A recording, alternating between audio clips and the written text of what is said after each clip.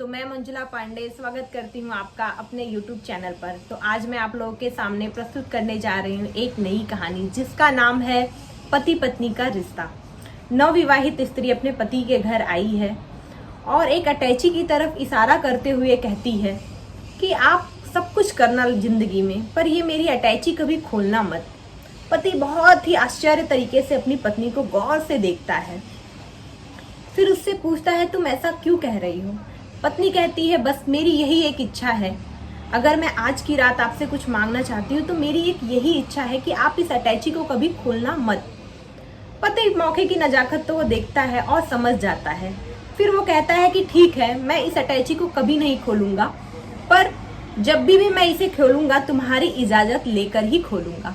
पत्नी कहती है कि ठीक है। कुछ समय बीत जाते हैं किसी तरह। शादी को अब 50 वर्ष बीत चुके हैं। पति की जो वाइफ है पत्नी, वो मरने के कगार पे है। वो बिस्तर पे पड़ी है, आखिरी सांसें गिन रही है।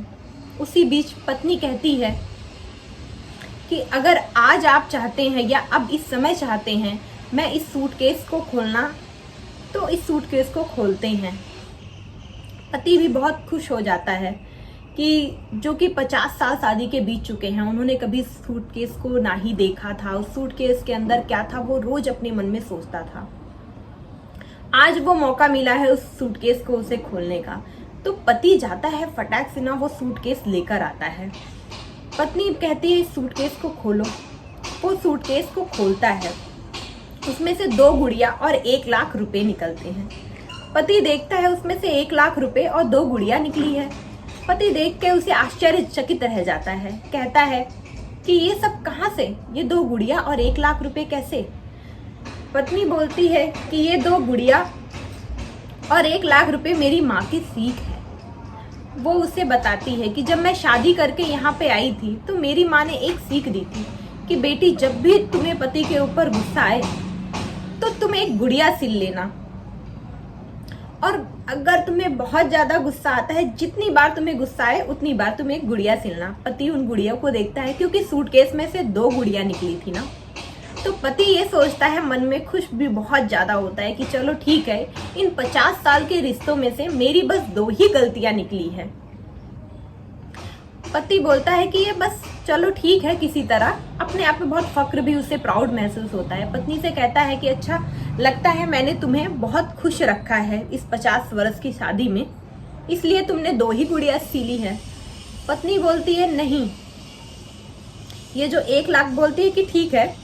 फिर पति बोलता है 2 गुड़ियों का राज तो समझ में आया, लेकिन ये 1 लाख रुपए का राज नहीं समझ में आया। 1 लाख रुपए तब के टाइम में तुम्हारे माँ के पास इतने पैसे भी नहीं थे, तो ये 1 लाख रुपए कहाँ से आए। पत्नी बोलती है जितनी बार मुझे तुम्हारे ऊपर गुस्सा आता था उतनी बार मैं एक गुड़िया बनाती थी, पर मैं तुमसे कभी नहीं कहती थी।